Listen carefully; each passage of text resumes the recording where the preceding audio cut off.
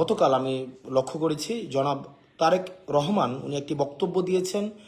উনি বক্তব্যে বলেছেন যে আসলে প্রার্থী মুখ্য নয়, মুখ্য হচ্ছে প্রতীক, প্রতীকটাই হচ্ছে মুখ্য।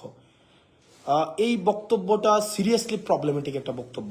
ওনার মতো একজন রাষ্ট্র প্রণেতা যিনি হতে যাচ্ছেন বা হবেন মনে করছেন, উনার জায়গা থেকে এই বক্তব্যটা হাইলি প্রবলেমেটিক একটা বক্তব্য। কারণ বলছি, এক নম্বর কারণ হচ্ছে যে একজন এমপি নাগরিক এবং রাষ্ট্রের মাঝে সেতুবন্ধনের কাজ করে।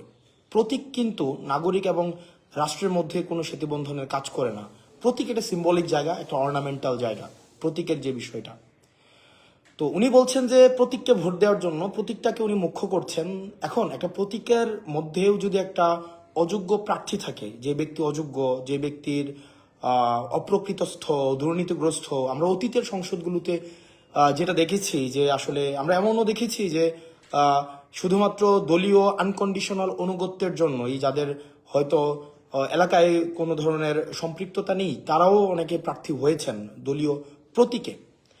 তো এখন আমি যদি এমন একজন প্রার্থীকে নির্বাচিত করি যার জনগণের সাথে সম্পৃক্ততা নেই, কিন্তু ওই প্রতীকটাকেই শুধুমাত্র হোল্ড করে আমি তাকে সংসদে পাঠালাম, কিন্তু সে যদি যোগ্য না হয়, সে যদি জেনুইনলি রিপ্রেজেন্ট না করতে পারে, আমি তো আসলে আমার রিপ্রেজেন্টেটিভ নির্বাচন করছি, তাই না? সে যদি প্রক্সি হয়ে যায় দলের কাছে, তাইলে সেটা হচ্ছে জনগণের প্রকৃত রিপ্রেজেন্টেশন সংসদে আসলে কখনোই সম্ভব না।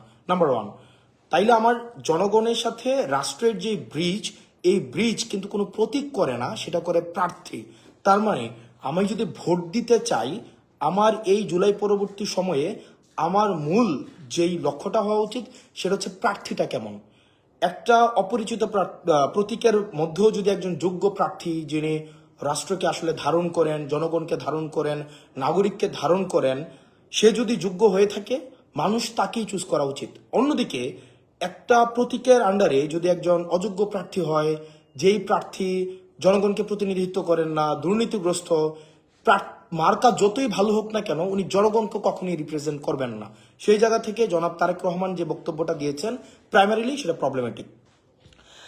দুই নাম্বার যে জায়গাটা, সেটা হচ্ছে যে আমরা আসলে যদি শুধুমাত্র প্রতীক দেখেই হচ্ছে ভোট প্রদান করি, সেক্ষেত্রে যেটা হবে, আমরা কখনোই প্রপার রিপ্রেজেন্টেটিভ নির্বাচন করতে পারবো না। আমরা যেটা নির্বাচন করব সেটা হচ্ছে প্রক্সি।